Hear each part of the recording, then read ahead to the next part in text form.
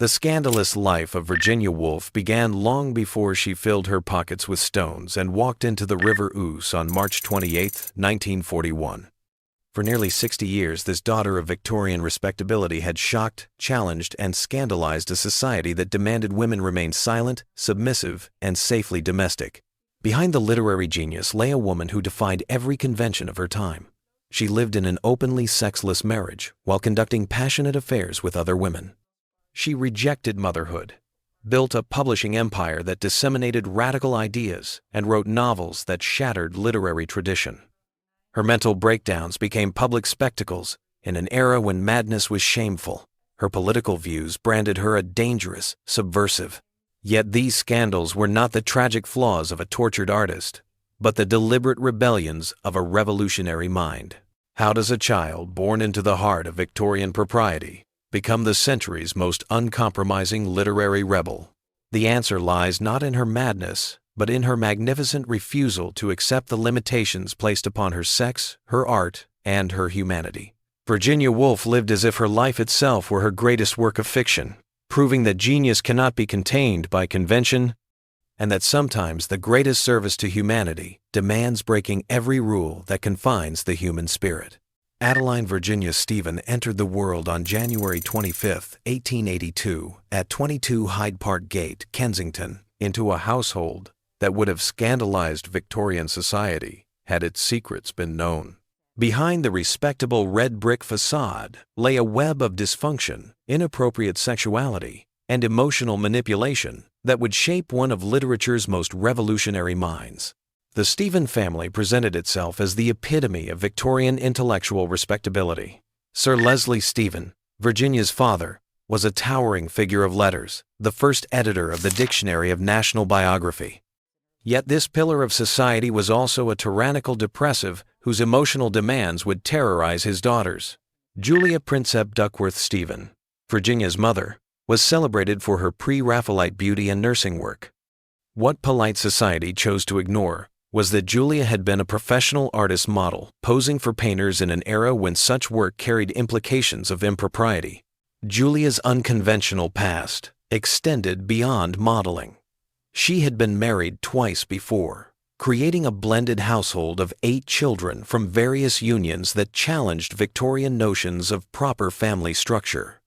Even more scandalous was Julia's nursing career, which took her away from home for extended periods, abandoning the Victorian ideal of the angel in the house. Most disturbing were the Duckworth half-brothers, George and Gerald, who brought an atmosphere of sexual predation into what should have been a safe family environment. These men, 22 and 18 years older than Virginia respectively, used their positions of authority to sexually abuse both Virginia and her sister Vanessa. The Victorian cult of family sanctity meant such violations could never be spoken of, creating an atmosphere of shame and silence that would haunt Virginia throughout her life. The abuse began when Virginia was very young and continued throughout her adolescence. George would enter her bedroom at night under the pretense of brotherly affection, subjecting her to inappropriate touching that she had no framework to understand or resist. Gerald's violations often occurred during the day under the guise of social instruction, using his role as mentor to normalize sexual violation. Virginia's intellectual development proceeded along scandalous lines for a girl of her era. While her brothers were sent to Cambridge, Virginia and Vanessa were educated at home, denied formal education. However, this apparent disadvantage became liberation. Virginia had unrestricted access to her father's vast library, containing works of philosophy, history, and literature considered unsuitable for young women. She devoured books that challenged religious orthodoxy, explored radical political ideas, and depicted sexual relationships with frankness that would have horrified her governesses. The family published the Hyde Park Gate News between 1891 and 1895, to which Virginia was a regular contributor. Her writings revealed precocious wit and sharp eye for social absurdity. More scandalously, they showed a young girl developing the irreverent voice that would later challenge every assumption of her society. She wrote satirical portraits of family friends, mocking their pretensions with cruelty that would have shocked polite society. The newspaper served as Virginia's first laboratory for exploring forbidden subjects, Under the guise of family entertainment, she wrote about death, madness, and social hypocrisy with frankness that would have been unthinkable in public forums. When the family's cook died suddenly, Virginia's account focused not on pious mourning but on practical disruptions to household routine, revealing an unsentimental perspective that scandalized even her own family. The intellectual atmosphere of Hyde Park Gate extended beyond literature to encompass radical political and social ideas considered dangerous in mainstream Victorian society. Leslie Stephen harbored agnostic views that he discussed openly in his daughter's presence. Virginia absorbed his skepticism toward religious orthodoxy and his belief that women were intellectually equal to men, ideas that placed her far outside conventional thinking. The family's social circle included figures who challenged Victorian moral certainties. Henry James, a frequent visitor, brought an aesthetic philosophy that prioritized artistic truth over conventional morality. George Meredith's novels depicted women who defied social expectations and paid the price for their independence. These literary influences provided Virginia with alternative models of femininity that had nothing to do with Victorian domestic ideology. Even more subversive was the family's connection to the emerging women's rights movement through Julia's nursing work. Julia encountered women who worked outside the home, supported themselves financially, and challenged male medical authority through their superior knowledge of patient care. These relationships exposed Virginia to radical ideas about women's capabilities that would later inform her feminist philosophy. The contradiction between public respectability and private dysfunction reached its extreme in the family's approach to mental illness. Leslie Stephen's periodic depressions were treated as intellectual melancholy, a romantic affliction befitting a man of letters. Laura Makepeace. Stephen's developmental disabilities were hidden away as shameful secrets. This double standard taught Virginia that mental distress could be either dignified or disgraceful depending on one's social position and gender. The Victorian cult of mourning dominated the Stephen household, creating an atmosphere of perpetual grief that bordered on pathological. Julia's room was maintained as a shrine to her memory long after her death, with her clothing and personal effects preserved exactly as she had left them. This morbid devotion created an environment where the past held more reality than the present, where emotional authenticity was sacrificed to ritual observance. Virginia learned early that Victorian respectability required the suppression of authentic feeling in favor of appropriate performance. Grief must be expressed through prescribed rituals, joy contained within acceptable bounds, and anger never acknowledged at all. This emotional straitjacket would later drive her to seek more honest forms of expression through her revolutionary approach to depicting consciousness in literature. The contrast between London propriety and Cornish freedom became acute during annual summer holidays at Tolland House in Street Ives. From 1882 until 1894, these months by the sea provided Virginia with experiences that would have shocked her London acquaintances. The children were allowed to roam freely, swim in the ocean, and explore the coastal landscape with liberty unthinkable in their urban environment. These Cornish summers offered Virginia her first taste of life beyond Victorian constraints, where social conventions loosened and natural beauty took precedence over artificial propriety. The sensory intensity of these experiences created an alternative vision of existence that would influence her writing throughout her life. Even as a child, Virginia displayed the rebellious spirit that would define her adult life. She refused to kneel in church, questioned restrictions on her education, and resented privileges automatically granted to her brothers. Most importantly, she began developing the intellectual independence that would later make her one of the most challenging voices of her generation. By adolescence, the contradictions of her upbringing had begun shaping her revolutionary sensibility. She had been raised within Victorian respectability, yet exposed to ideas challenging every assumption of her society. She had been denied formal education, yet given access to intellectual resources most young women could never imagine. She had been protected by family privilege, yet violated by family members who should have ensured her safety. These early contradictions would prove the foundation of her scandalous adult life. Every rebellion, every transgression, every shocking choice could be traced back to these formative years when a precocious child learned that respectability was often a mask for dysfunction, that conventional morality could coexist with profound immorality, and that true intellectual freedom required the courage to reject the very society that had nurtured her mind. The first catastrophic blow to Virginia's world came on May 5, 1895, when her mother Julia Stephen died suddenly from rheumatic fever at age 49. Virginia was just 13 when the emotional center of the family collapsed, exposing the dysfunction that had always lurked beneath the surface of the Stephen household. Leslie Stephen's response scandalized even the family's closest friends. The distinguished man of letters collapsed into grief, so theatrical and demanding that it bordered on pathological. He transformed the household into a shrine to his dead wife, insisting her room remain exactly as she had left it, her clothes continue hanging in the wardrobe, her personal effects preserved like religious relics. This morbid devotion created an atmosphere where grief became emotional tyranny. More shocking still was Leslie's immediate transformation of his teenage daughters into surrogate wives, demanding they provide the emotional support, domestic management, and constant attention that Julia had supplied. Virginia and Vanessa found themselves trapped in a household where their father's emotional needs took precedence over their own development. Leslie's demands were intensely personal, requiring his daughters to read to him, take dictation, and provide intimate companionship that would have been considered inappropriate between unrelated men and young women. Virginia's response to this overwhelming loss was her first public mental breakdown, establishing a pattern of crisis and recovery throughout her life. In an era when mental illness was considered shameful, Virginia's inability to maintain emotional composure became a source of social embarrassment.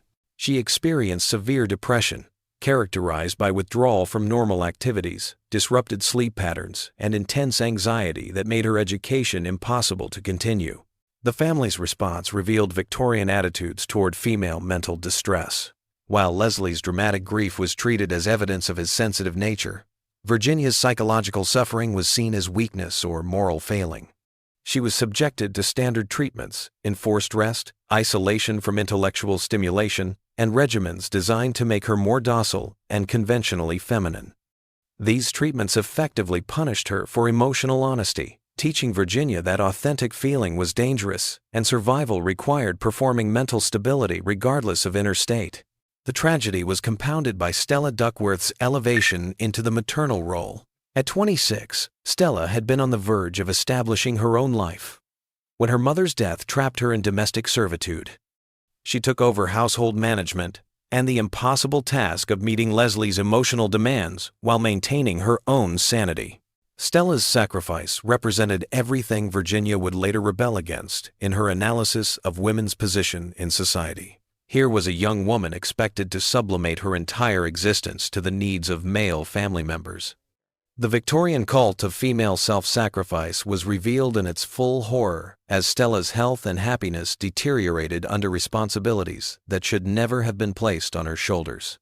The brief respite came in 1897 when Stella married Jack Hills, but hope was brutally crushed when Stella died months after her wedding from peritonitis during pregnancy. Her death confirmed that women who tried combining domestic duty with personal fulfillment faced impossible choices that could literally kill them. This second maternal loss profoundly impacted Virginia. She had witnessed two women who embodied different approaches to feminine existence, both destroyed by the demands placed upon them. Julia had died exhausted by endless labor of managing a household and caring for a demanding husband. Stella had died attempting to balance family duty with personal happiness. These deaths taught Virginia that conventional feminine roles were not just limiting but potentially fatal. During this family crisis, the Duckworth brothers' sexual predation intensified, taking advantage of the household's emotional chaos to increase their violations of Virginia and Vanessa. George Duckworth used his position as the family's ostensible protector to gain access to his vulnerable half-sisters. His behavior involved regular nighttime visits to Virginia's bedroom, where he would fling himself on my bed, cuddling and kissing and otherwise embracing me in a manner that horrified me. Gerald Duckworth's abuse was equally systematic and devastating. As the family's business manager, he used his authority to create situations where inappropriate touching could occur under the guise of familial affection. Virginia's later writings describe how he would touch me inappropriately under the pretense of showing me how to behave in society, using his role as social mentor to normalize sexual violation. The psychological impact was compounded by the complete absence of any framework for understanding what was happening. Victorian society's sexual repression meant Virginia had no vocabulary for describing the brothers' behavior, no concept of sexual boundaries, and no understanding that she had the right to refuse their advances. The cult of family sanctity made it impossible to seek help from outside the household. The abuse created fundamental confusion about the relationship between power, sexuality, and family loyalty that would affect Virginia's intimate relationships throughout her life. She learned that men who claimed to love her could simultaneously violate her bodily autonomy, that family protection could be indistinguishable from predation, and that her own feelings about what was happening to her body were irrelevant to the adults who controlled her life. These experiences of sexual trauma occurred simultaneously with Virginia's intellectual awakening, creating a split between her developing mind and her relationship with her physical self. While discovering the power of ideas through voracious reading, she was also learning that her body was not her own, that physical intimacy was associated with violation and powerlessness. The family's response to the sexual abuse was characteristic of Victorian approaches to uncomfortable truths, absolute denial, combined with subtle complicity. The adults in the household almost certainly knew what was happening but chose to ignore it rather than confront behavior that would have shattered the family's public reputation. Virginia's education proceeded along increasingly unconventional lines. While her brothers received formal classical educations at Cambridge, Virginia studied Greek with Clara Pater, sister of aesthetic critic Walter Pater. This exposed her to radical ideas about subjective experience over moral absolutes and celebrating beauty as an end in itself. The scandal of Virginia's reading extended to forbidden literary territories. She discovered the decadent movement through writers like Oscar Wilde, whose trial and imprisonment for homosexuality in 1895 coincided with her mother's death, creating a powerful association between artistic authenticity and social persecution. The death of Leslie Stephen in 1904 precipitated another severe mental breakdown. Virginia's grief manifested not as appropriate feminine mourning, but as complete psychological collapse, including hallucinations, violent outbursts, and a suicide attempt. She attempted to throw herself from a window, an act shocking in its violence and scandalous in its implications about the family's inability to maintain proper supervision. The breakdown established Virginia's reputation as a woman who could not maintain the emotional stability Victorian society demanded from respectable females.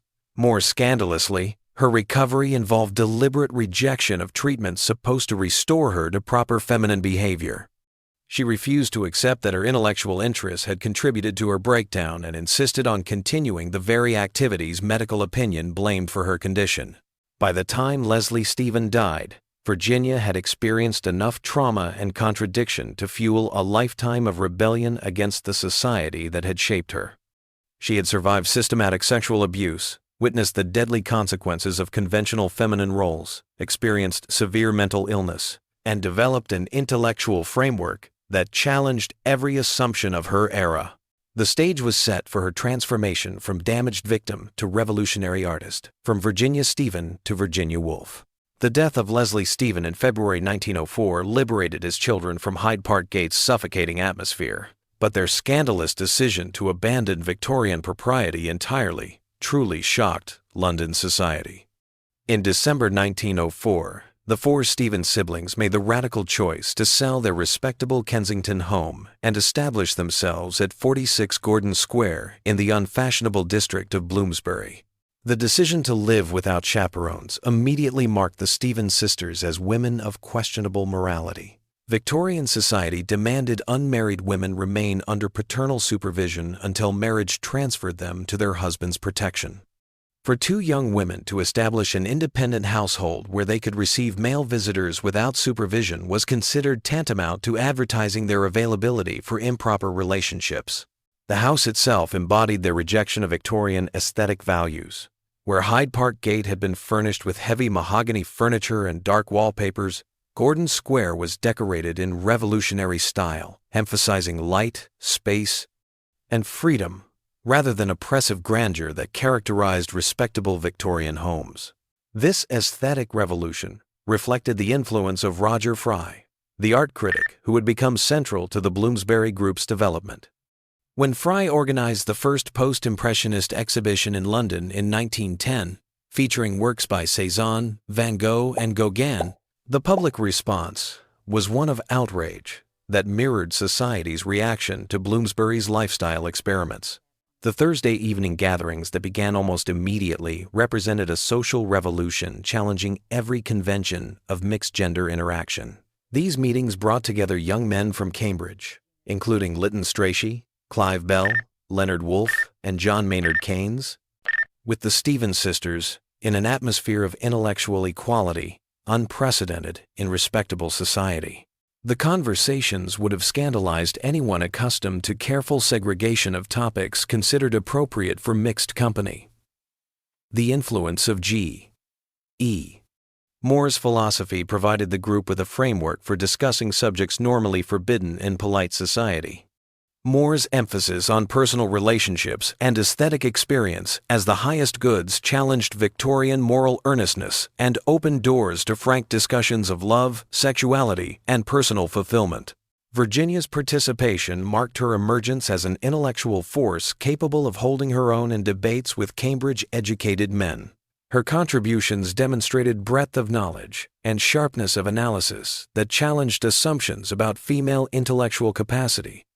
However, her participation also exposed her to ideas that would have been considered corrupting influences on a young woman's moral development.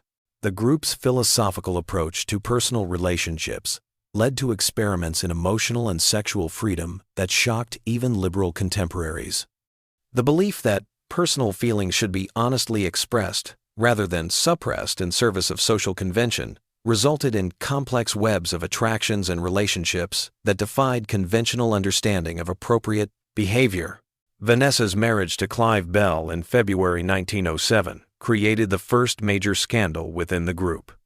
More disturbing to Virginia personally was how marriage changed her relationship with her beloved sister, introducing a triangular dynamic that would prove emotionally devastating. Virginia's response was to develop a romantic attachment to Clive Bell that scandalized the family and created lasting tensions. Virginia's flirtation with her brother-in-law represented profound violation of family loyalty and sexual propriety. Her behavior included writing love letters, seeking private meetings, and displaying jealousy toward Vanessa that was both transparent and disturbing. This emotional triangle exposed the dangerous intensity of Virginia's need for exclusive relationships and her willingness to transgress fundamental boundaries. The situation was complicated by Clive's response to Virginia's advances.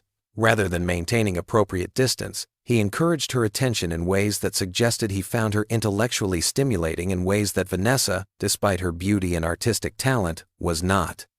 This mutual attraction created a scandal within Bloomsbury that threatened to destroy family relationships central to the group's identity. Virginia's emotional education during this period extended beyond family complications to encompass broader exploration of sexuality and desire that challenged every assumption about proper feminine development.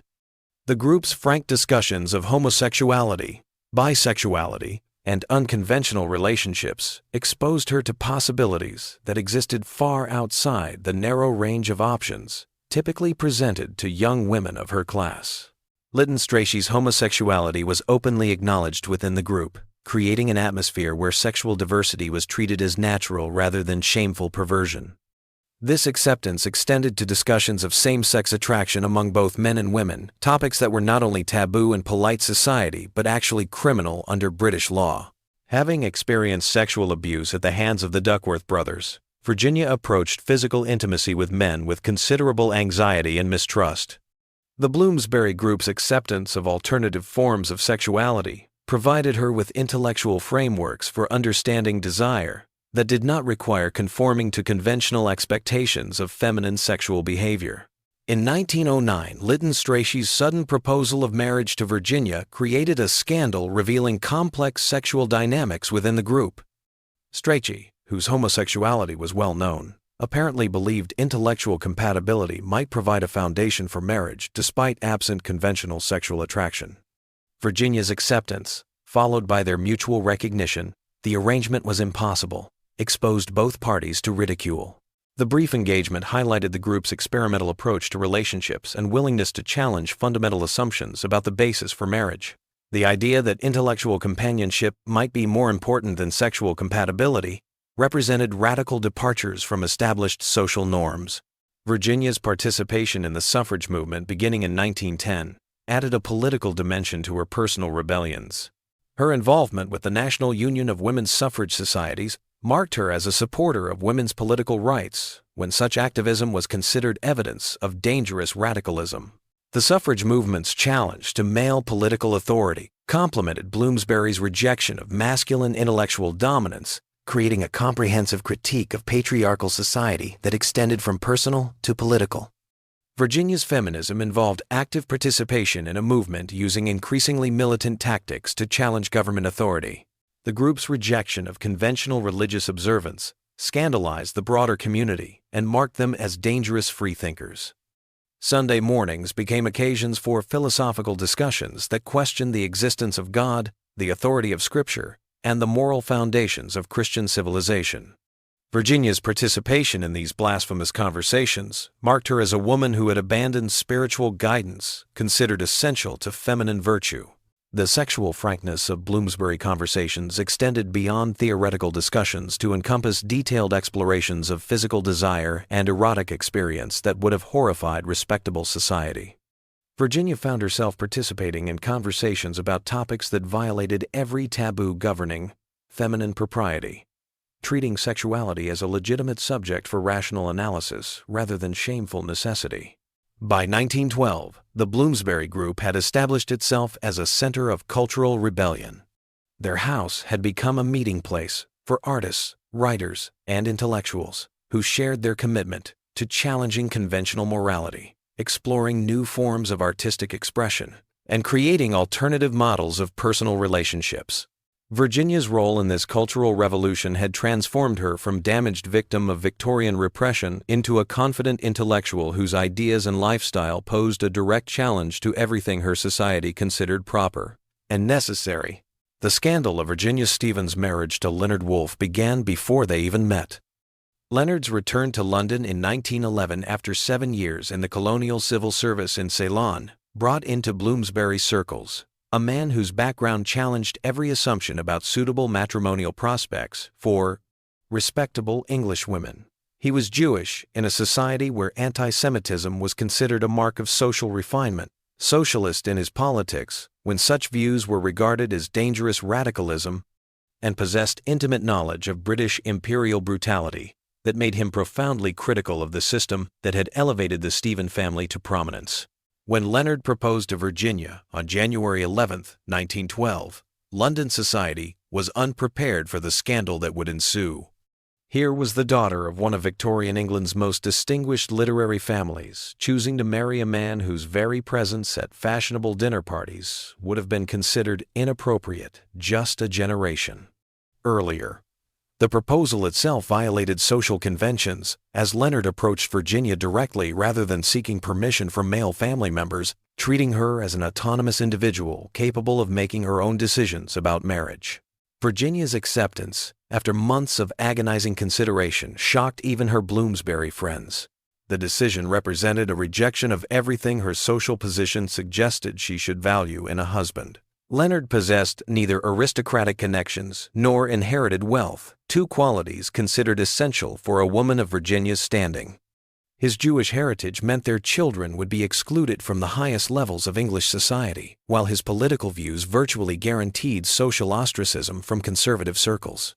The wedding itself, conducted on August 10, 1912, at Street Pancras Registry Office, scandalized observers with its deliberate rejection of religious ceremony and social pageantry. The choice of a secular wedding rather than a church service represented a public declaration of atheism that shocked relatives and friends who had hoped Virginia's marriage might restore some conventional respectability to her increasingly bohemian lifestyle. The most scandalous aspect of the Woolf marriage was not its unconventional beginning, but its apparently sexless nature. Contemporary observers would speculate extensively about the absence of physical intimacy in a relationship otherwise characterized by deep mutual devotion and intellectual companionship. The couple's decision to remain childless raised questions about the true nature of their matrimonial bond that would persist throughout their lives. Virginia's own writings about marriage revealed profound ambivalence toward physical intimacy that shocked even progressive readers. Her diary entries and letters contained references to the horror of the physical side of marriage, and descriptions suggesting not merely discomfort, but active revulsion. These revelations challenged contemporary assumptions about female sexuality and suggested that women might have complex relationships with physical desire that had nothing to do with conventional notions of feminine modesty or purity. The roots of Virginia's sexual difficulties lay partly in her history of childhood abuse at the hands of the Duckworth brothers, but her marriage to Leonard represented a deliberate choice to prioritize intellectual and emotional compatibility over physical attraction. This decision scandalized a society that viewed sexual fulfillment as the primary purpose of marriage and suggested that alternative forms of intimate relationship might be not only possible but preferable to conventional matrimonial arrangements. Leonard's response to his wife's sexual difficulties revealed a man whose approach to marriage was as unconventional as Virginia's own. Rather than demanding his conjugal rights or seeking satisfaction elsewhere, he created a partnership based on mutual support, intellectual collaboration, and emotional intimacy that transcended traditional gender roles. His willingness to prioritize Virginia's psychological well-being over his own physical desires challenged masculine expectations and created a model of marriage that was both progressive and deeply controversial. The establishment of the Hogarth Press in 1917 represented the most visible manifestation of the Woolf's unconventional approach to married life. The decision to install a printing press at their home transformed their domestic space into a center of literary and political radicalism that challenged assumptions about proper feminine occupation. Virginia's active participation in the physical labor of typesetting and printing marked her as a woman willing to engage in manual work considered beneath her social station. The press quickly became a vehicle for publishing the most challenging and controversial literature of the era. Their decision to print T.S. Eliot's early poems, Catherine Mansfield's experimental fiction, and eventually Sigmund Freud's psychoanalytic writings positioned them as advocates for artistic and intellectual movements considered dangerous to social stability. Virginia's role as both publisher and author meant she was directly responsible for disseminating ideas that challenged religious orthodoxy, sexual morality, and political authority. The couple's publishing activities created financial independence that was particularly scandalous in Virginia's case. The success of the Hogarth Press meant she was no longer dependent on male relatives for economic support, challenging fundamental assumptions about feminine helplessness and masculine responsibility. Her ability to support herself through intellectual labor represented a form of liberation that was both personally satisfying and socially revolutionary. Leonard's meticulous attention to Virginia's mental health introduced another scandalous element to their marriage. His detailed records of her moods, eating habits, and sleep patterns revealed a man willing to subordinate traditional masculine concerns to the needs of his psychologically fragile wife. His role as caregiver rather than provider challenged gender expectations and created a domestic arrangement that was both touching and deeply unconventional. The couple's political activities further scandalized conservative observers who expected marriage to moderate Virginia's radical tendencies rather than amplify them. Leonard's membership in the Fabian Society and his advocacy for socialist causes provided Virginia with connections to political movements that challenged the economic and social foundations of English society. Her own involvement in anti-war activities during World War I marked her as unpatriotic when such attitudes were considered treasonous. Virginia's mental breakdown in 1913, triggered by completion of her first novel, established a pattern of crisis and recovery that would characterize the marriage throughout its duration. Her suicide attempt, involving an overdose of the sedative Veronal, forced Leonard to confront the possibility that his wife's psychological difficulties might ultimately prove fatal. His response established him as a man willing to sacrifice conventional masculine pursuits to preserve his wife's precarious mental stability. The treatment of Virginia's mental illness revealed the couple's rejection of conventional medical authority. Rather than accepting standard prescriptions of rest, isolation, and intellectual deprivation that were supposed to cure feminine nervous disorders. They sought alternative approaches that recognized Virginia's need for creative expression. This rejection of medical expertise positioned them as advocates for patient autonomy when such attitudes were considered dangerous. The couple's social circle consisted primarily of other unconventional intellectuals whose lifestyles and beliefs challenged established norms. Their dinner parties brought together homosexual artists, atheist philosophers, radical political organizers, and feminist activists in gatherings that would have been impossible in conventional society. Virginia's role as hostess to these subversive assemblies marked her as a woman who used her domestic authority to promote dangerous ideas rather than social harmony. By 1920, the Woolf marriage had established itself as a partnership that challenged every assumption about proper matrimonial relations. Their combination of intellectual collaboration, emotional intimacy, and apparent sexual abstinence created a model of marriage that was both inspiring and disturbing to contemporary observers. Virginia's transformation from psychologically fragile spinster to confident author and publisher demonstrated the liberating potential of unconventional relationships, while suggesting that traditional marriage might be an obstacle to female achievement rather than its natural fulfillment. The 1920s marked Virginia Woolf's emergence as both a literary, revolutionary, and sexual rebel whose personal experiments with desire proved as shocking as her artistic innovations. The decade began with her experimental collection Monday or Tuesday in 1921, which scandalized traditional readers with its abandonment of conventional narrative structure and focus on fleeting impressions of consciousness rather than solid plot and character development. The collection's stream of consciousness technique represented a direct assault on the masculine tradition of English literature, challenging the assumption that fiction should provide clear moral instruction and logical progression. Virginia's emphasis on subjective experience over objective reality suggested that women's perceptions might be as valid as men's rational analysis, a proposition that threatened the intellectual foundations of patriarchal society. Jacob's Room in 1922 established Virginia as a modernist whose formal innovations were inseparable from her critique of the social order that had produced World War I's catastrophe. The novel's fragmented structure and focus on absence rather than presence challenged readers expecting coherent explanations for human experience. More scandalously, the novel's implicit criticism of educational and social institutions that had prepared young men for slaughter positioned Virginia as a dangerous critic of English civilization's very foundations. Male critics particularly struggled to find appropriate categories for fiction that seemed to violate every established principle of narrative construction. Their frequent resort to medical metaphors, describing her work as feverish, hysterical, or pathological, revealed their inability to conceive that a woman might be engaged in serious artistic experiment, rather than displaying symptoms of feminine instability. Virginia's own reflections on her literary methods, articulated in essays like Modern Fiction and Mr. Bennet and Mrs. Brown, positioned her as a theorist of literary revolution whose intellectual ambitions extended far beyond personal artistic achievement. Her critique of Edwardian novelists like Arnold Bennett and H.G.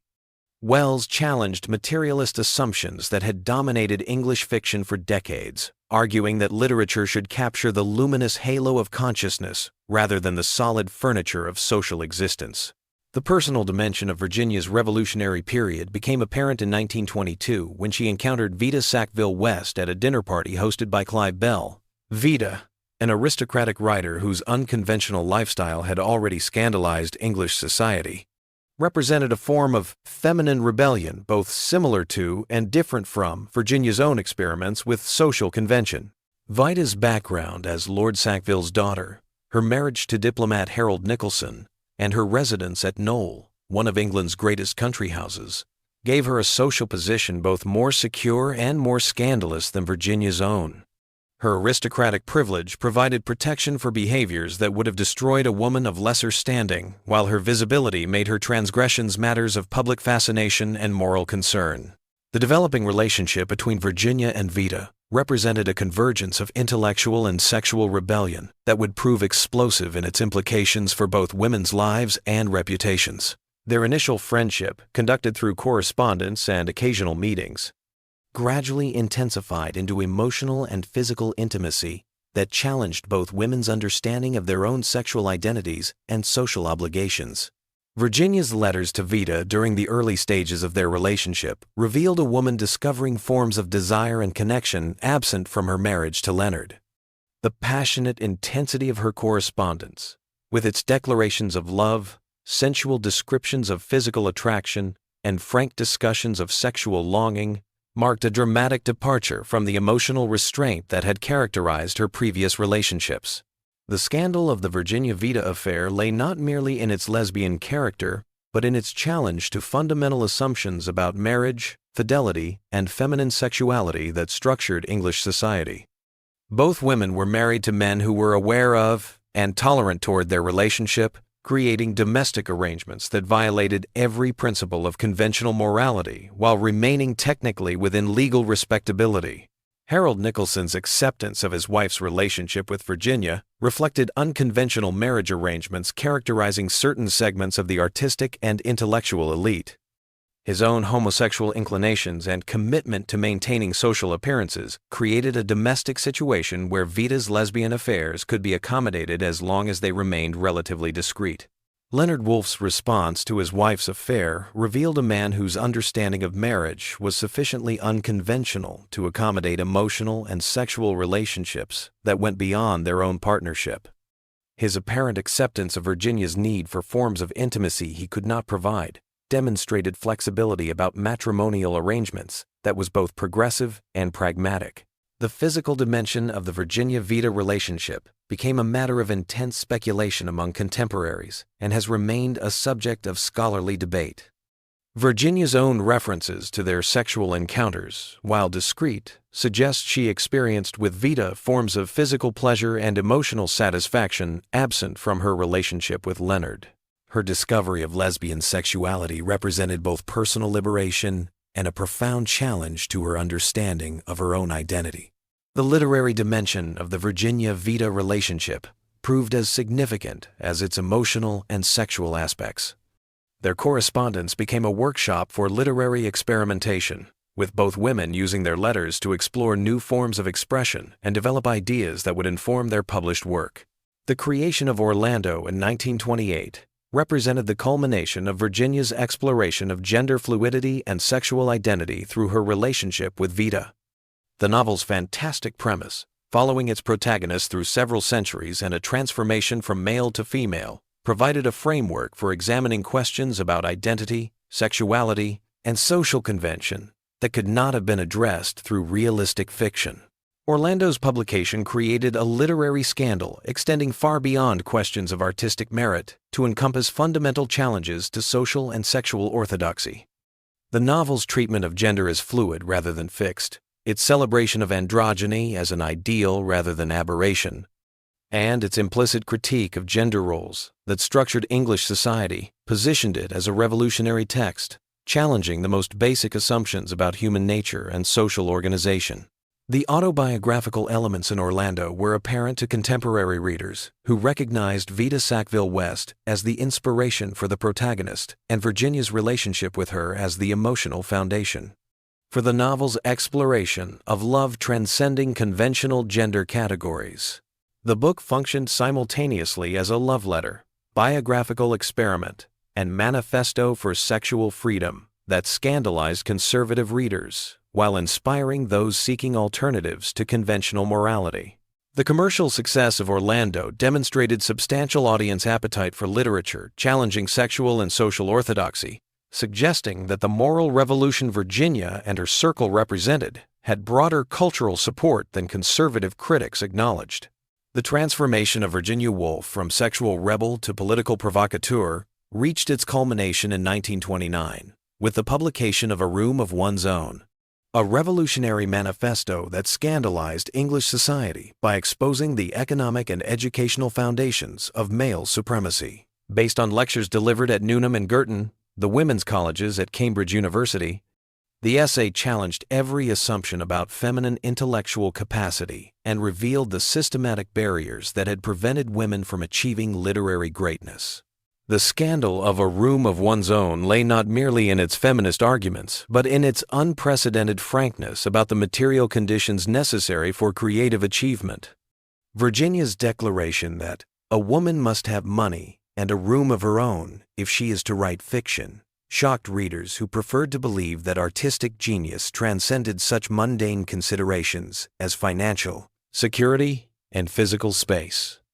Her insistence that women's literary underachievement resulted from economic deprivation rather than natural incapacity challenged fundamental assumptions about gender and merit that structured English society. The essay's famous thought experiment involving Shakespeare's equally talented sister Judith provided a devastating critique of the educational and social systems that had systematically excluded women from cultural production. Virginia's imaginary biography of this fictional sister who would have been denied education, prevented from pursuing her artistic ambitions, and ultimately driven to suicide by social constraints, revealed the countless women whose potential had been destroyed by a society that valued feminine subordination over human development.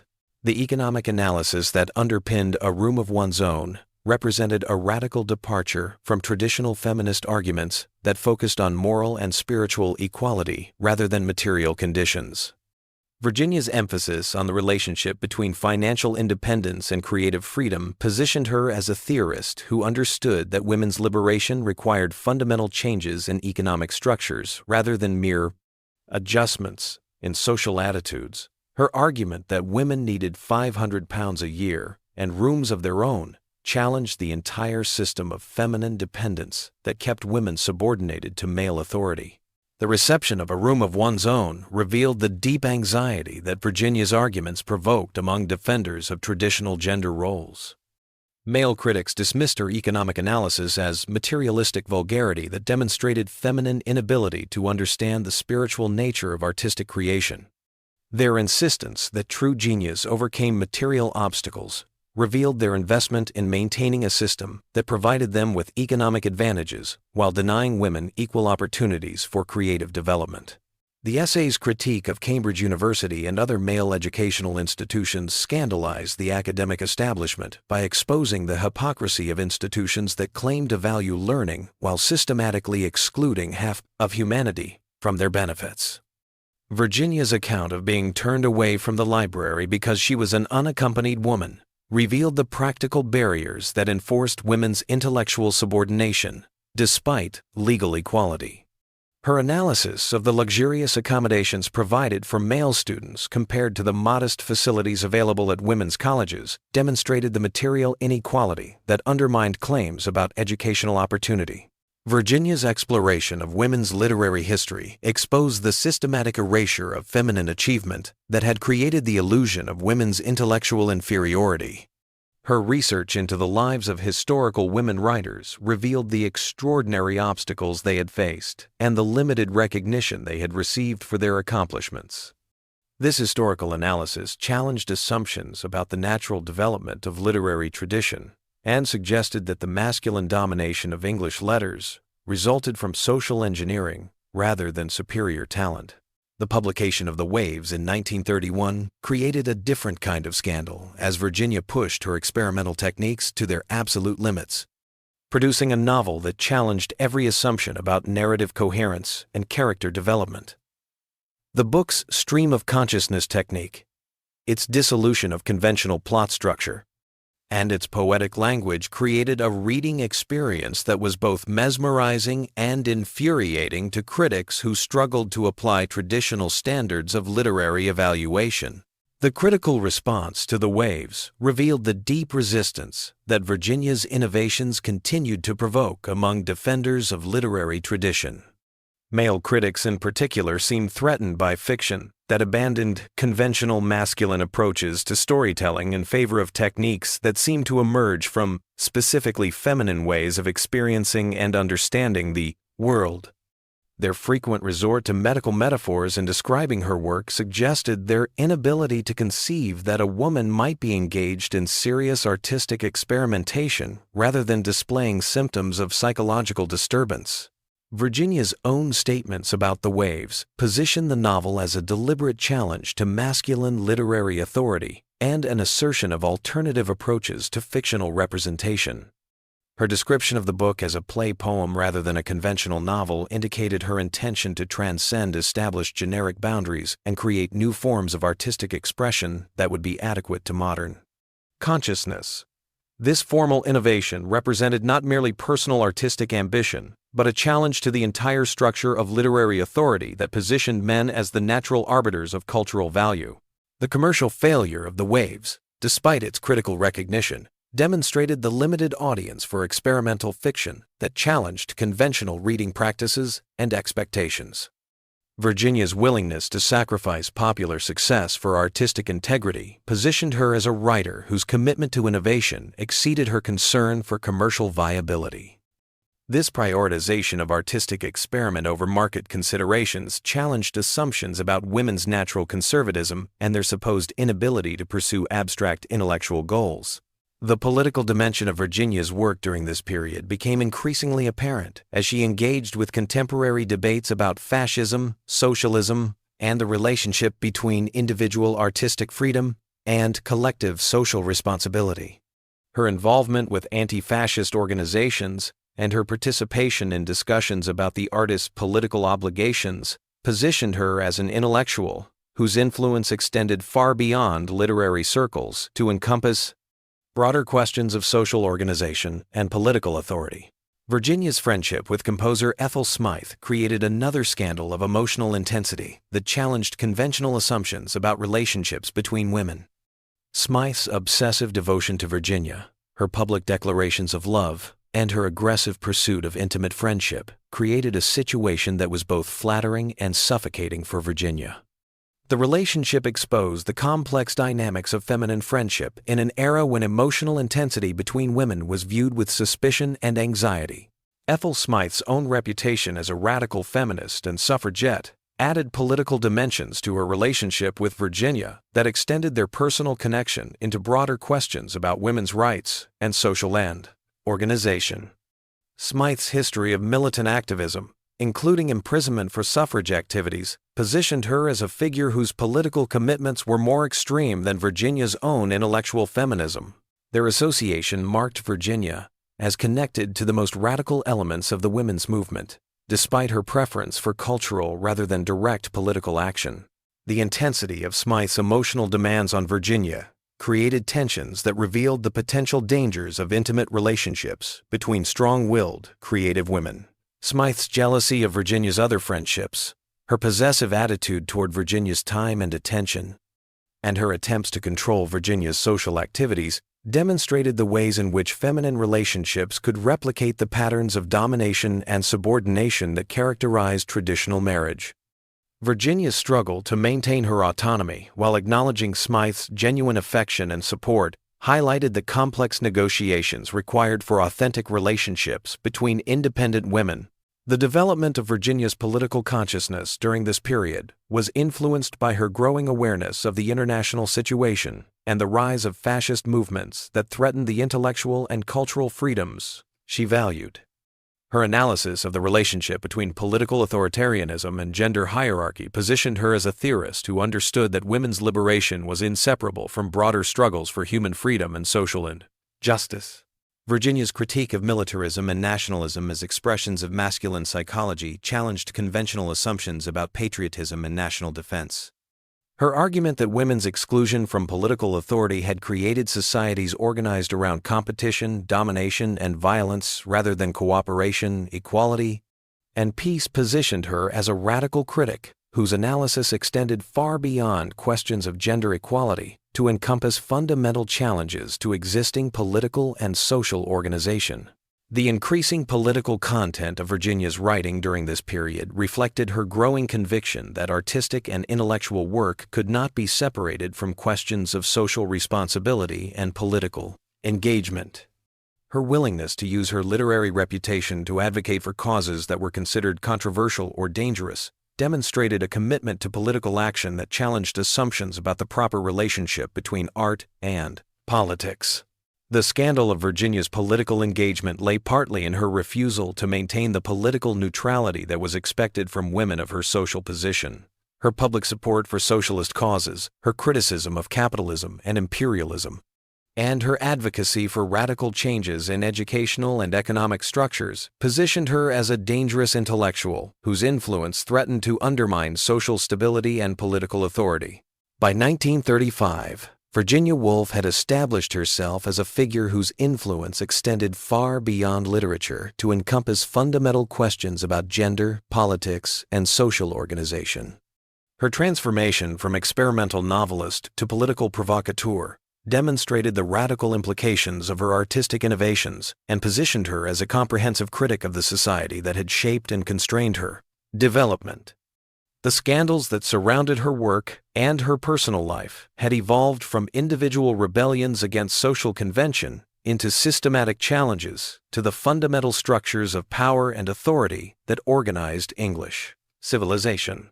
The financial success that Virginia achieved during this period through her writing provided her with an unprecedented form of feminine independence that scandalized observers who expected women's economic security to depend on male protection. Her ability to earn substantial income through her intellectual labor challenged fundamental assumptions about gender roles and demonstrated that women could achieve financial autonomy without sacrificing their femininity or intellectual past integrity. This economic independence enabled her to speak with an authority that was denied to women who remained financially dependent on husbands or male relatives. Virginia's increasing visibility as a public intellectual created new opportunities for scandal as her opinions on controversial subjects reached audiences far beyond the literary establishment. Her radio broadcasts, newspaper articles, and public lectures exposed her feminist and political views to scrutiny from conservative critics who were alarmed by her influence on public opinion. The fact that a woman could command such attention for her ideas rather than her beauty or domestic accomplishments represented a fundamental challenge to traditional assumptions about feminine authority and social influence. The international recognition that Virginia's work began to receive during this period positioned her as a representative of English intellectual achievement, while simultaneously marking her as a dangerous critic of English social institutions.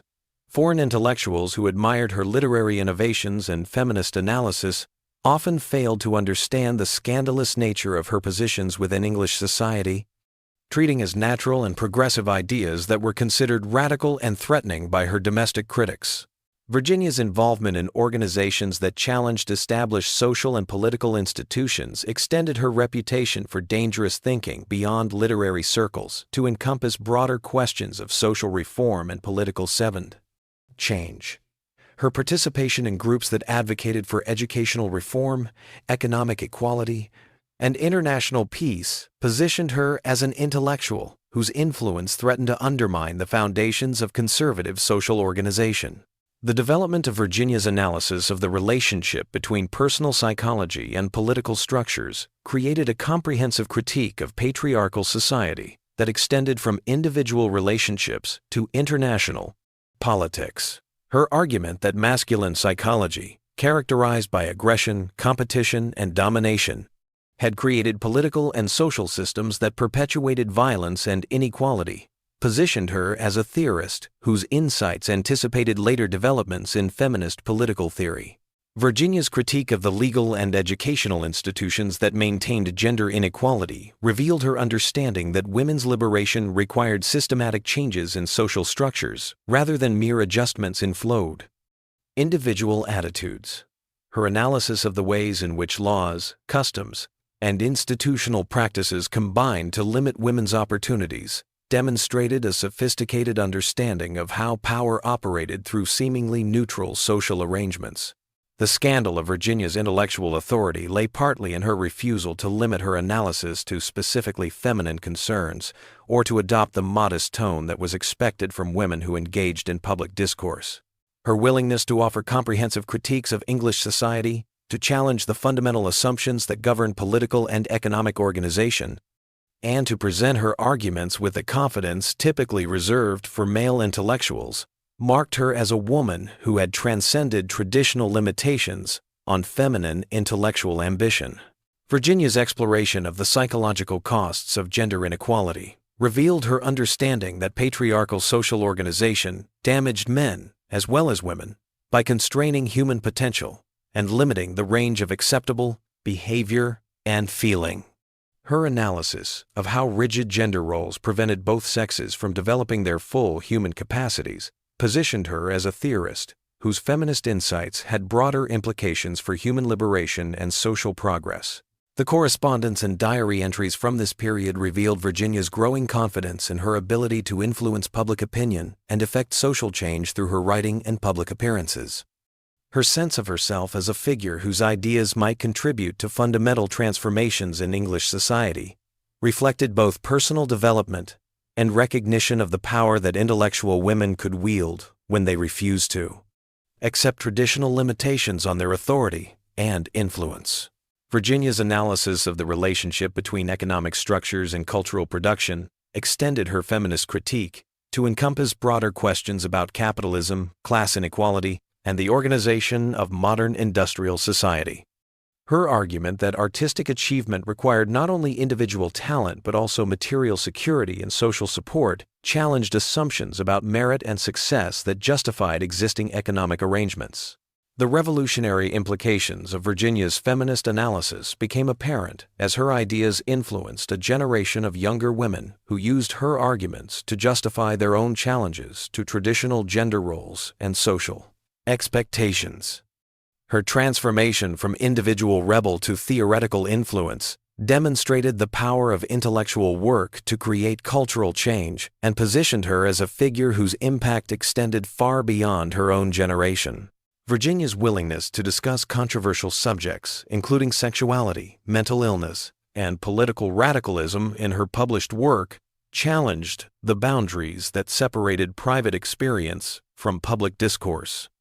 Her insistence that personal subjects were legitimate matters for intellectual analysis threatened the distinction between public and private that was fundamental to maintaining social order and political authority. The scandal of Virginia's comprehensive critique of English society lay in her demonstration that intellectual women could develop systematic alternatives to existing social arrangements rather than merely criticizing particular abuses or seeking modest reforms.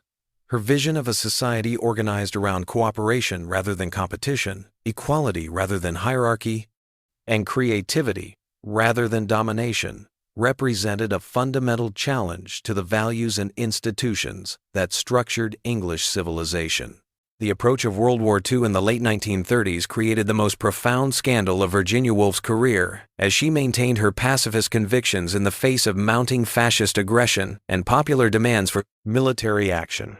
Her refusal to abandon her anti-war stance as Hitler's intentions became increasingly clear positioned her as a dangerous intellectual whose influence threatened to undermine national unity and military preparedness.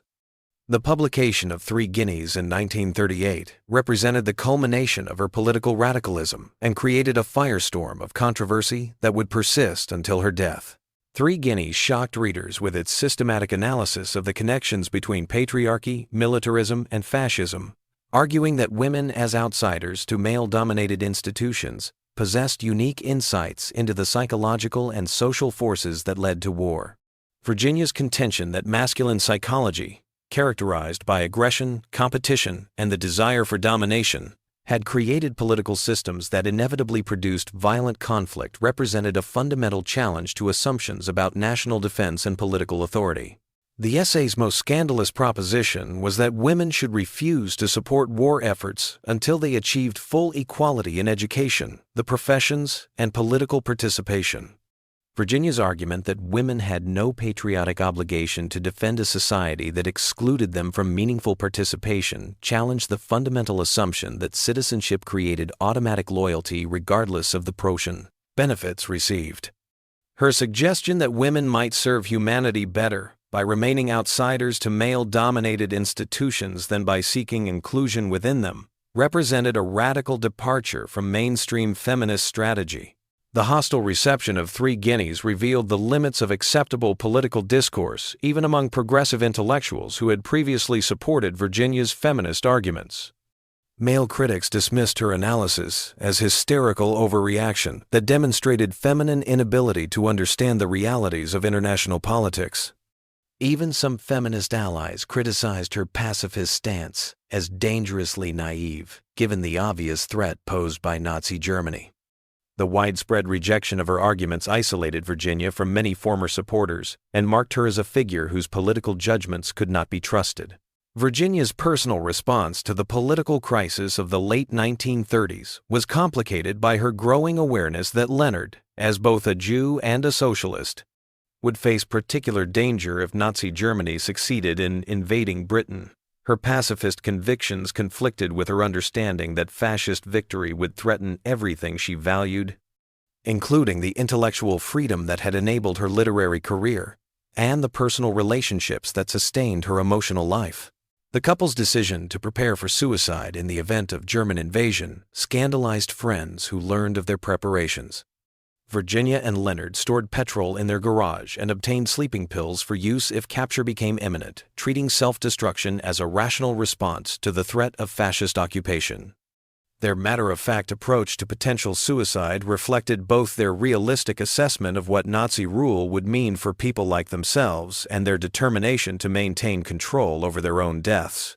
The composition of Between the Acts during this period of international crisis represented Virginia's attempt to create a final artistic statement that would address the fragmentation and uncertainty of European civilization on the problem itself. Brink of catastrophe.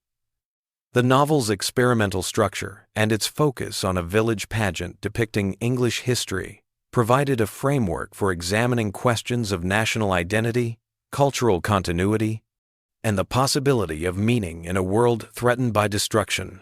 The novel's implicit critique of English society and its institutions shocked readers who expected wartime literature to provide patriotic inspiration rather than critical analysis. Virginia's portrayal of a civilization that had produced the conditions for its own destruction challenged assumptions about cultural superiority and national virtue that were considered essential to morale during the crisis.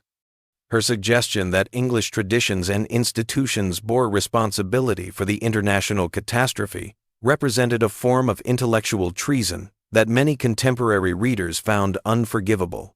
Virginia's mental state during the final years of her life became increasingly fragile as the external pressures of war combined with internal psychological stresses to create a situation that threatened her capacity for continued capacity. Creative work.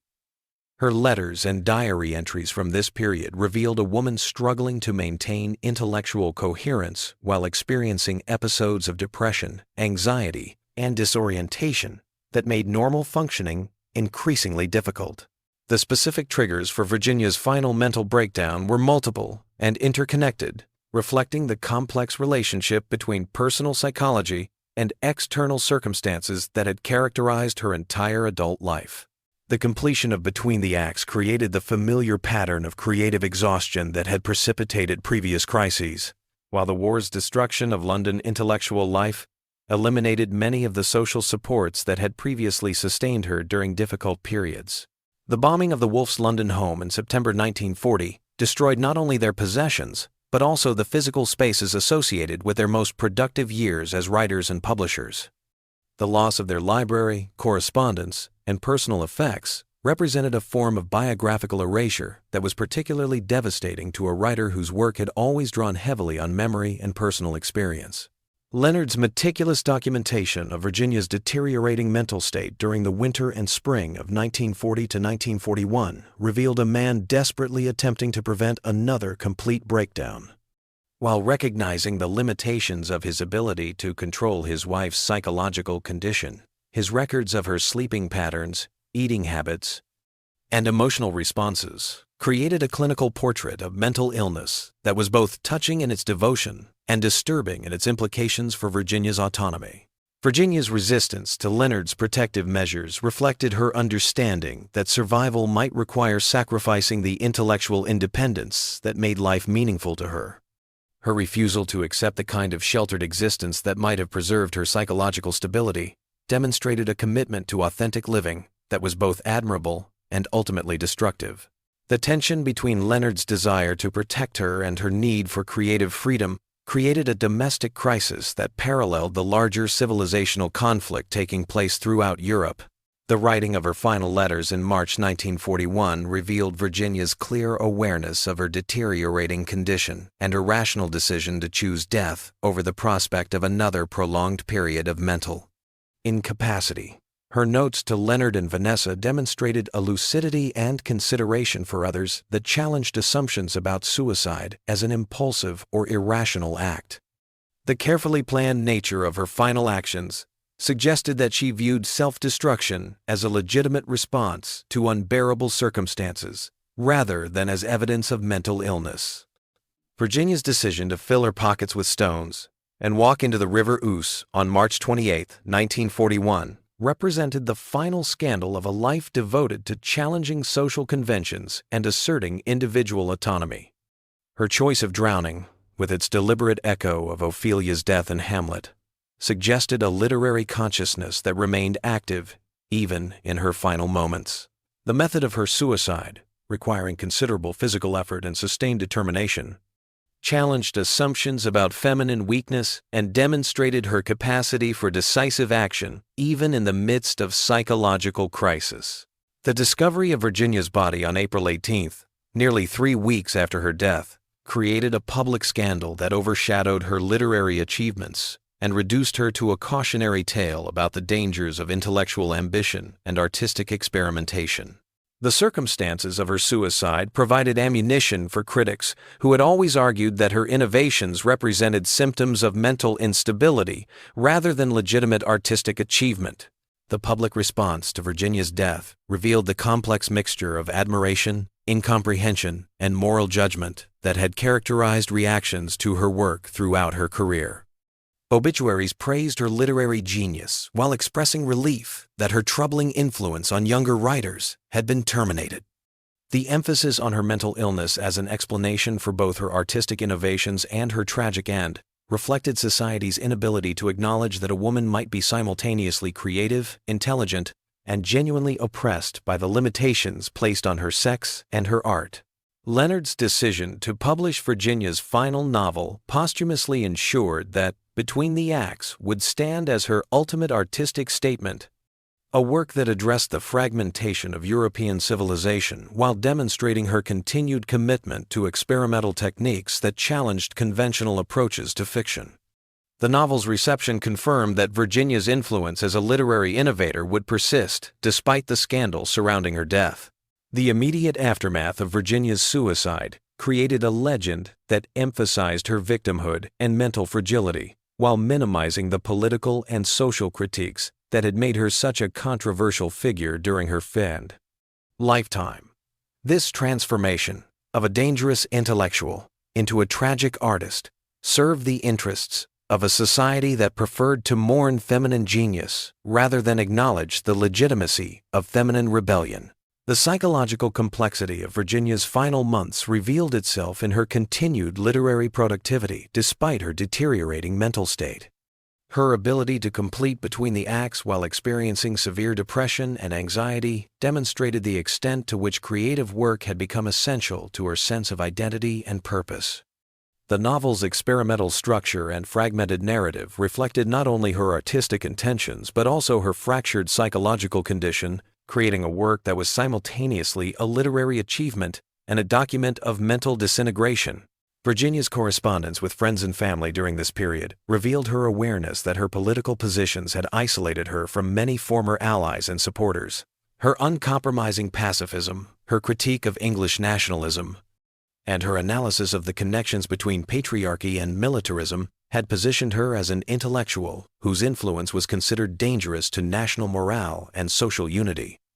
This isolation compounded her psychological difficulties and contributed to her sense that she had become a burden to those who cared about her.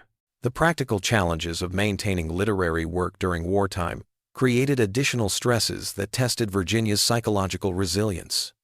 Paper shortages, printing difficulties, and the disruption of normal publishing and distribution networks threatened the economic foundation of the Hogarth Press and endangered Virginia's financial independence. Her fear that she might become financially dependent on Leonard or other family members revived anxieties about feminine autonomy that had motivated her throughout her career. The changing cultural climate of wartime England created an environment increasingly hostile to the kind of experimental literature that had established Virginia's reputation. Readers seeking escape from wartime anxieties had little patience for challenging fiction that required intellectual effort and emotional engagement. Publishers prioritized works that provided comfort and inspiration rather than the difficult truths that Virginia's experimental techniques were designed to reveal.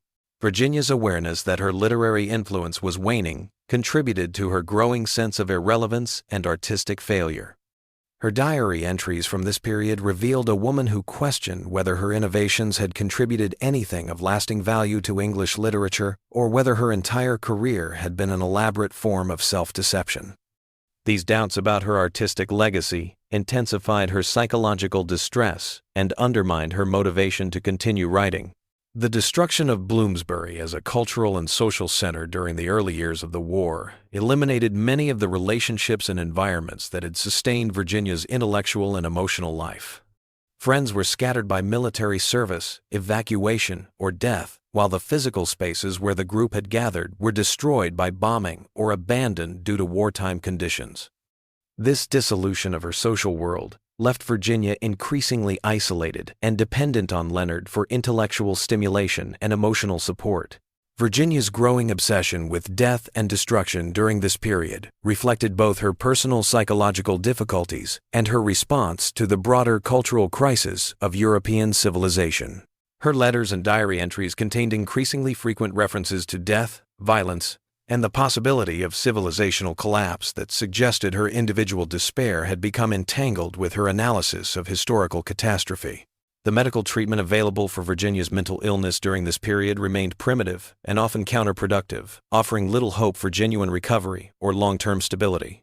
The psychiatric profession's emphasis on rest, isolation, and the suppression of intellectual activity was particularly unsuited to treating a condition that seemed intimately connected to Virginia's creative and intellectual life.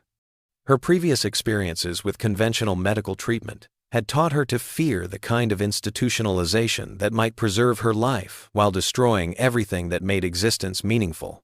Leonard's desperate attempts to preserve Virginia's mental stability during these final months created a domestic atmosphere that was simultaneously protective and suffocating.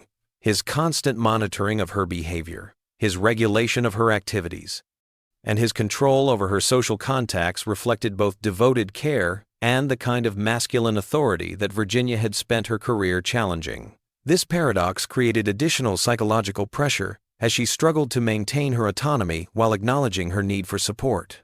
Virginia's decision to conceal the severity of her psychological distress from Leonard and others during her final weeks demonstrated both her consideration for those who cared about her and her determination to maintain control over her own destiny. Her ability to present a facade of relative stability while making careful preparations for suicide revealed a capacity for deception and long-term planning that challenged assumptions about the impulsive nature of self-destructive behavior. The timing of Virginia's suicide, occurring just as spring was beginning and the immediate threat of German invasion was receding, suggested that her decision was motivated by internal psychological factors rather than external circumstances. Her choice to end her life when conditions were improving, rather than when they appeared most desperate, indicated that her despair had reached a level where recovery seemed impossible, regardless of external developments. The method Virginia chose for her suicide revealed her continued connection to the literary tradition that had shaped her artistic identity. Her decision to drown herself echoed not only Ophelia's death in Hamlet, but also the fate of numerous female characters in Victorian and Edwardian literature who chose death rather than accept limitations on their autonomy and authenticity. This literary dimension of her suicide suggested that she viewed her death as a final artistic act that would complete the pattern of rebellion and resistance that had characterized her entire career. The carefully crafted language of Virginia's suicide notes demonstrated that her literary consciousness remained active even in her final hours. Her ability to articulate her feelings and motivations with clarity and precision challenged assumptions about the confused mental state that supposedly characterized suicidal thinking. The notes revealed a woman who had made a rational decision based on her assessment of her own psychological condition and her prospects for meaningful future existence. The scandal of Virginia Woolf's death in 1941 was merely the beginning of a series of posthumous revelations that would transform her from a tragic figure into one of the most controversial and influential writers of the 20th century. Leonard Woolf's decision to preserve and eventually publish her private papers, including diaries spanning 30 years and thousands of letters, created a documentary record of intellectual and personal development that would shock readers and scholars for decades to come. The first major posthumous scandal emerged with the publication of Virginia's diaries beginning in the 1970s, revealing a woman whose private thoughts were far more radical, sexually explicit, and psychologically complex than her published works had suggested. The diaries documented her passionate relationship with Vita Sackville-West in unprecedented detail, providing a record of lesbian desire that challenged every assumption about feminine sexuality and romantic love in the early 20th century. Virginia's frank descriptions of her physical relationship with Vita, her analysis of her own sexual awakening, and her detailed accounts of the emotional and erotic dynamics between women created a scandal that reverberated through academic and popular culture. These revelations positioned her as a pioneer of lesbian literature, whose significance extended far beyond her innovations in fictional technique to encompass fundamental challenges to heterosexual assumptions about love, desire, and intimate relationships. The publication of Virginia's correspondence revealed the extent to which her personal relationships had been shaped by unconventional arrangements that challenged traditional assumptions about marriage, fidelity, and sexual identity. Her letters to Vita contained explicit discussions of their physical encounters, detailed analyses of jealousy and possessiveness, and frank assessments of the emotional costs of maintaining relationships that violated social conventions while preserving the appearance of respectability. The scholarly analysis of Virginia's private papers also exposed the full extent of her childhood sexual abuse by the Duckworth brothers, providing a psychological framework for understanding her complex relationship with sexuality, intimacy, and masculine authority. These revelations transformed interpretations of her work and positioned her as a survivor whose literary achievements had emerged from her struggle to overcome profound personal trauma. The documentation of Virginia's mental illness in her diaries and letters created another layer of posthumous scandal as readers encountered detailed descriptions of her psychological breakdowns, suicidal thoughts, and periods of hallucination and disorientation. Her own analysis of her mental state, characterized by remarkable self-awareness and clinical precision, challenged assumptions about the relationship between madness and creativity, while providing unprecedented insight into the subjective experience of severe mental illness. Virginia's private writings revealed a woman whose political views were far more radical than her published essays had indicated, including sympathies for anarchist and socialist movements that would have been considered treasonous during wartime. Her analysis of capitalism, imperialism, and class inequality demonstrated a systematic critique of English society that extended beyond feminist concerns to encompass comprehensive challenges to economic and political structures. The feminist movement of the 1960s and 70s discovered in Virginia's posthumously published writings a theoretical foundation for challenges to patriarchal authority that seemed to anticipate later developments in feminist thought. Her analysis of the connections between personal psychology and political oppression, her critique of masculine institutions and values, and her vision of alternative forms of social organization positioned her as a prophetic figure whose insights had been decades ahead of her time. The academic canonization of Virginia Woolf during the latter half of the 20th century created a new kind of scandal as scholars transformed her from a difficult experimental writer into a literary saint whose every word was treated as sacred text. University courses devoted entirely to her work, scholarly conferences analyzing her influence, and critical studies examining every aspect of her life and writing positioned her as a central figure in English literature whose importance rivaled that of Shakespeare or Milton. The transformation of Virginia from scandalous rebel into academic icon created tensions between different interpretations of her significance and legacy. Feminist scholars who emphasized her political radicalism and her challenges to patriarchal authority competed with literary critics who focused on her technical innovations and her contributions to modernist aesthetics. These competing claims on her legacy reflected broader cultural debates about the relationship between art and politics, personal experience and literary achievement.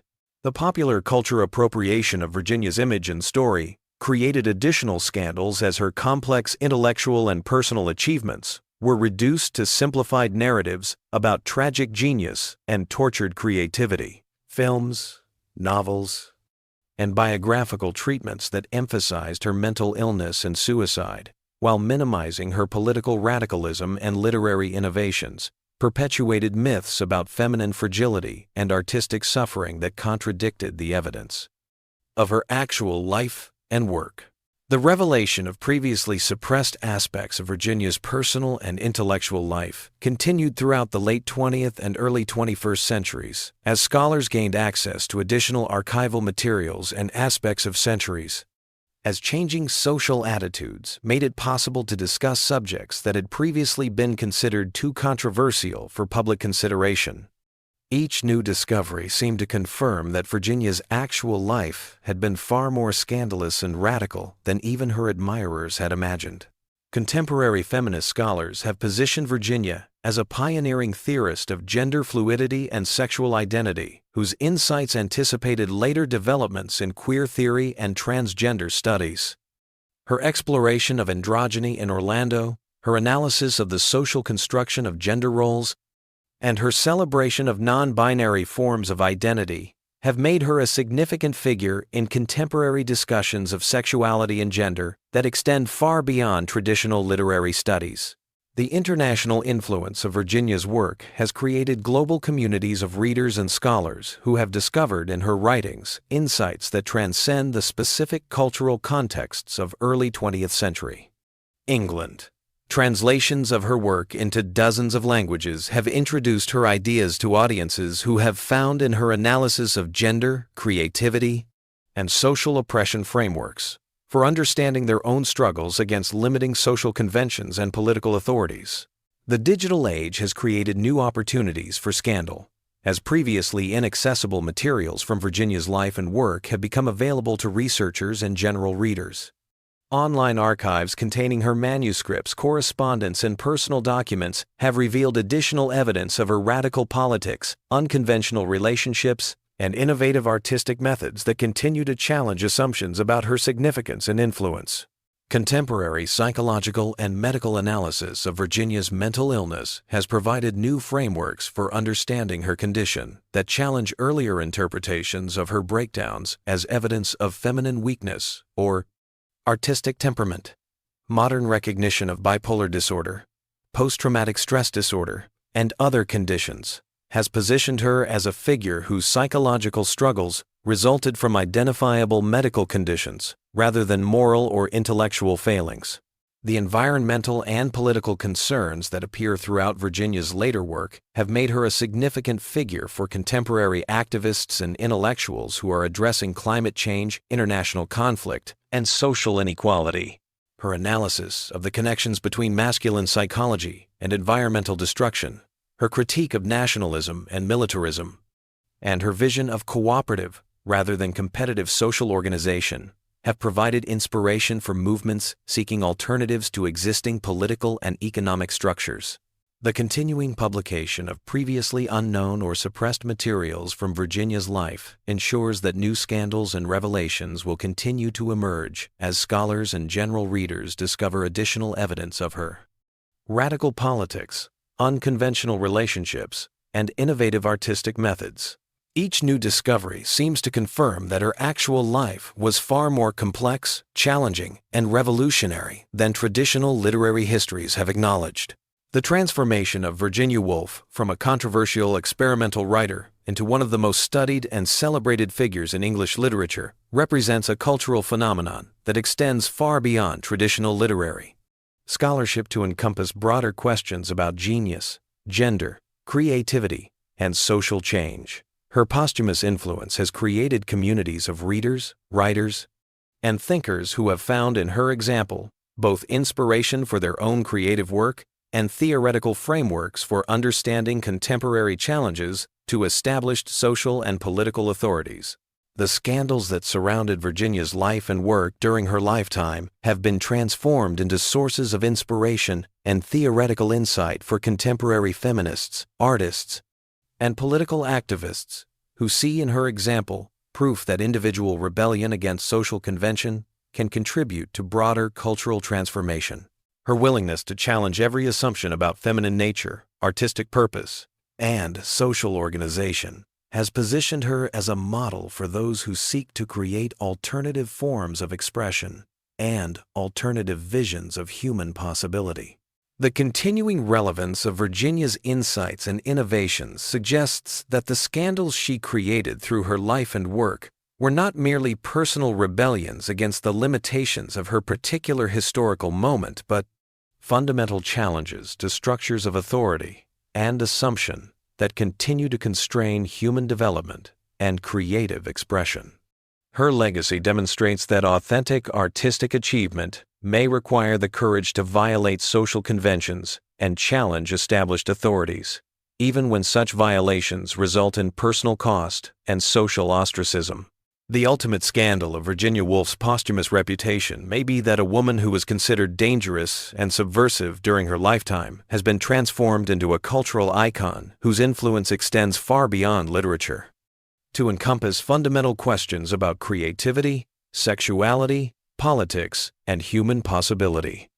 Her transformation from scandalous rebel to inspirational figure suggests that the most radical challenges to social convention may eventually become the foundations for new forms of cultural understanding and social organization.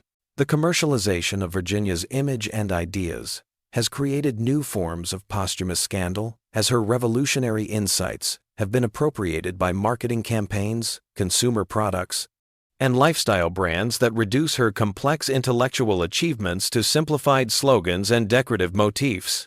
The transformation of her famous declaration that a woman must have money and a room of her own into merchandise and motivational posters represents a form of cultural appropriation that divorces her ideas from their radical, political context and transforms revolutionary analysis into consumer comfort. The psychological industry's adoption of Virginia's writings as therapeutic texts has created another dimension of posthumous controversy, as her complex exploration of mental illness and creativity has been simplified into self-help narratives that promise recovery and empowerment through literary engagement. This medicalization of her work ignores the social and political dimensions of her psychological struggles, while reinforcing assumptions about the relationship between feminine creativity and mental instability that she herself challenged. Contemporary debates about cultural appropriation and intellectual property have raised questions about who has the authority to interpret and use Virginia's legacy, particularly as her ideas have been adopted by movements and causes that might have been foreign to her own political understanding. The tension between preserving the historical specificity of her insights and allowing for their contemporary application reflects broader cultural anxieties about the ownership and control of revolutionary ideas. The digital reproduction and circulation of Virginia's image, quotes, and ideas through social media platforms has created a form of viral posthumous celebrity that bears little relationship to her actual intellectual contributions or political commitments.